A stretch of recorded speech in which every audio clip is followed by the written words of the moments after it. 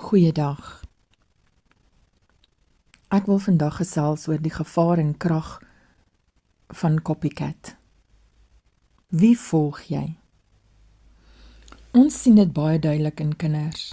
Wanneer 'n kind skielik anders begin optree, nuwe woorde, nuwe houdings, nuwe gedrag, dan besef ons gou, hierdie kind het iemand begin navolg. Kinders wys vir ons iets diep geestelik. Mense is geneig om te kopieer wat hulle sien, maar dit stop nie by kinders nie, selfs volwassenes doen dit, net meer subtiel.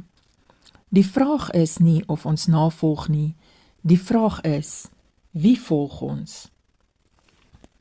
Ons is gemaak om na te volg.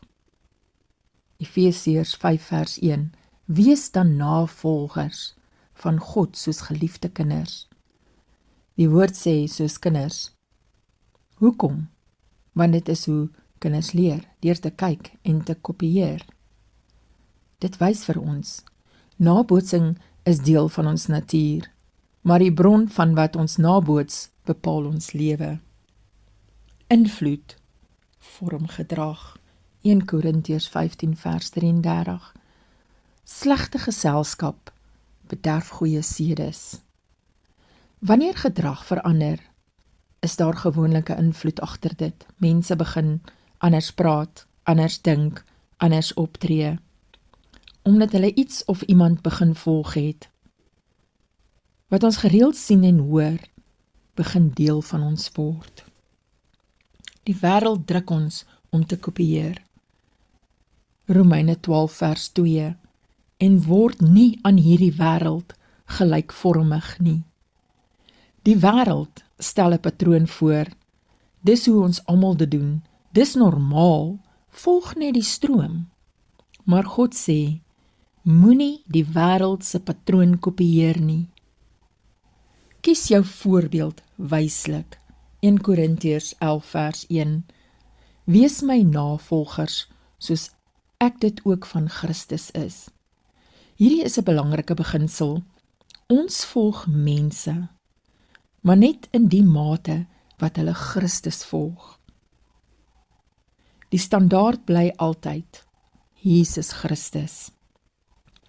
Christus is ons voorbeeld.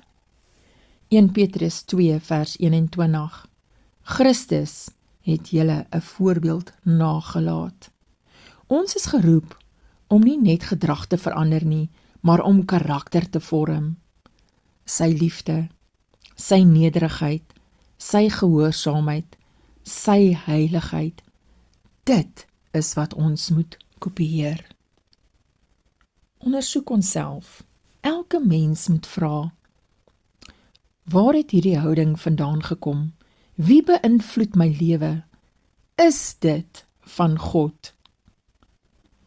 Want wat 'n mens navolg, begin hy word. Ons almal is copycats. Maar die vraag is, volg ons die wêreld of volg ons Christus? Want aan die einde, wat jy navolg, vorm jou. Gebed. Vader, dankie dat U ons wys hoe ons gevorm word deur wat ons volg. Help ons om nie die wêreld na te boots nie, maar om Jesus Christus te volg. Open ons oë vir verkeerde invloede en lei ons terug na U waarheid. Vorm ons harte om meer soos U te wees. In Jesus naam. Amen.